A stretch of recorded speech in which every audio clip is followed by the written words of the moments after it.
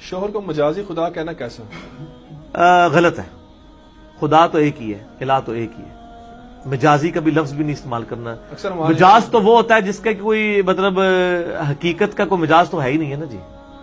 اللہ ایک حقیقت ہے، خدا تو ایک ہی ہے، اس کا مجاز کیسے ہو سکتا ہے؟ وہ تو پیغمبروں کے لیے لفظ نہیں استعمال کرنے دیتا. وہ بھی کہتا ہے کہ سورۃ النساء میں کہ اللہ تعالیٰ ماتا ہے کہ عیسیٰ ابن مریم کبھی اس بات پہ آر محسوس نہیں کریں گے کہ انہیں اللہ کا بندہ کہا جائے، اور اگر عیسیٰ ابن مریم یا کوئی فرشتہ اس بات پہ شرم محسوس کرے کہ اسے لوگ اللہ کا بندہ کہیں تو اللہ تعالیٰ ماتا ہے پھر ان لوگوں کو ہم قیامت دن حاضر کر لیں گے، چھوڑیں گے نہیں. تو اس کا مطلب ہے کہ اللہ تعالیٰ ماتا ہے کہ یہ تو آپ نے شرمندگی محسوس ہی نہیں کرنی، آپ اللہ کے بندے ہیں. چاہے جائے کہ کوئی یہ خدائی کا دعویٰ کر دے. پھر سورہ آل عمران میں، سورۃ البقرہ میں بھی ہے، اللہ تعالیٰ کبھی ایسا نہیں ہوا کہ ہم کسی نبی بنا کے بھیجیں اور وہ لوگوں سے یہ کہنا شروع کر دے کہ لوگوں میری عبادت کرنی شروع کر دو. وہ یہ کہے گا کہ اللہ کی بات کرو اور کہے گا کونوا ربانیین، اللہ والے بن جاؤ. نبی علیہ السلام نے کبھی نہیں کہا کہ محمدی بن جاؤ، آپ نے ہمیشہ کہا ہے ربانی بن جاؤ، مسلم بن جاؤ.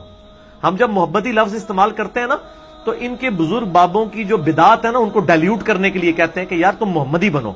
لیکن میں ہمیشہ ساتھ کلیئر کرتا ہوں کہ یہ ہم اس کے جواب میں کہہ رہے ہیں، ورنہ ہم مسلم ہیں، ہم اپنے آپ کو محمدی بھی نہیں کہتے، مسلم ہی کہیں گے. کیونکہ نبی علیہ السلام نے اپنے نام کے ساتھ یہ محمدی یا محمدن، یہ تو انگریزوں نے ہمیں نام دیا تھا. محمدن یہ لفظ استعمال ہوتا تھا. نبی علیہ السلام نے کبھی نہیں کہا کہ میرے امتی محمدی ہیں. مسلم کہا. قرآن میں ہے نا کہ هو سماکم المسلمین، ابراہیم علیہ السلام نے تمہارا نام مسلم رکھا ہے.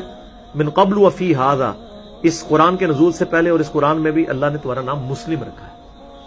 تو اگر ہم محمدی بھی نہیں کہلاتے ہیں، حنفی، شافعی، مالکی، جعفری، تو پھر آپ چھوڑ دیں کہ کہاں تک بات پہنچ گئی. ہم مسلمان ہیں، مسلم کہلائیں گے. لیکن یہ جو مجازی خدا والا ہے ہمارے ہاں کہ یہ شوہر تمہارا مجازی خدا ہے، یہ کلمہ کفر تو نہیں ہوگا؟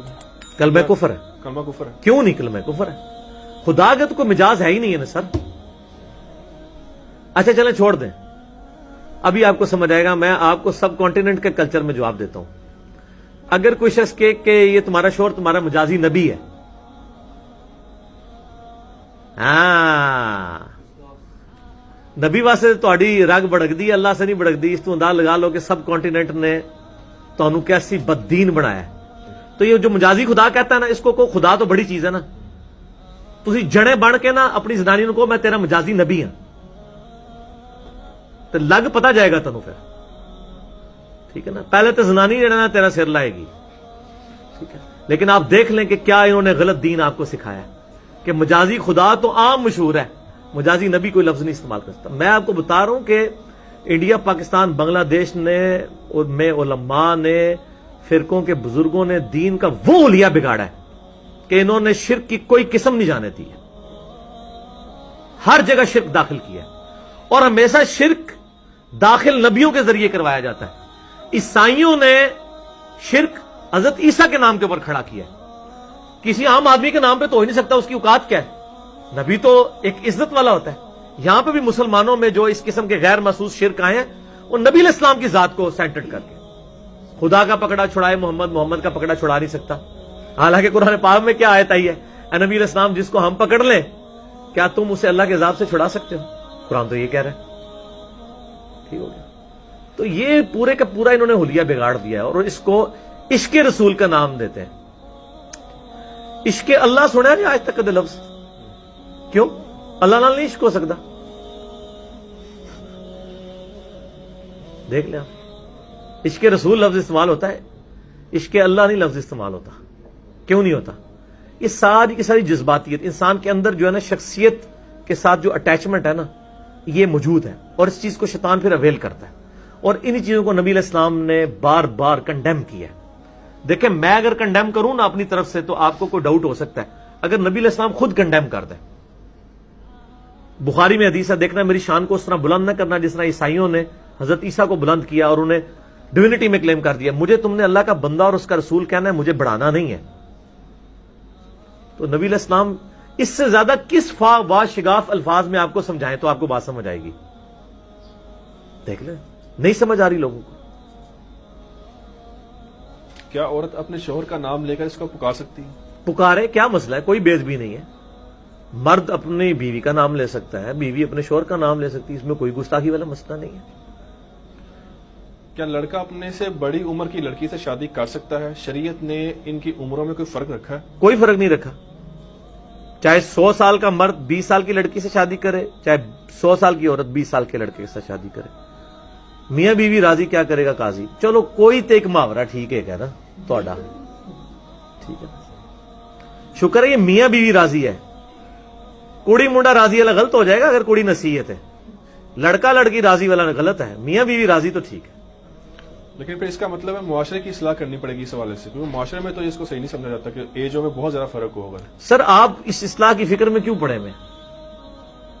سر آپ بھی تو کون سا ایسا بوڑھا ہے جس کی, نہیں سر یہ پبلک مسئلہ نہیں, کون سا ایسا بوڑھا ہے جس کے حقوق کے لیے آپ آواز اٹھانا چاہ رہے ہیں؟ ٹھیک ہے, یہ پریفریبل قطن نہیں ہے. ہم آواز اس کے لیے اٹھائیں گے جو پریفریبل ہوگا.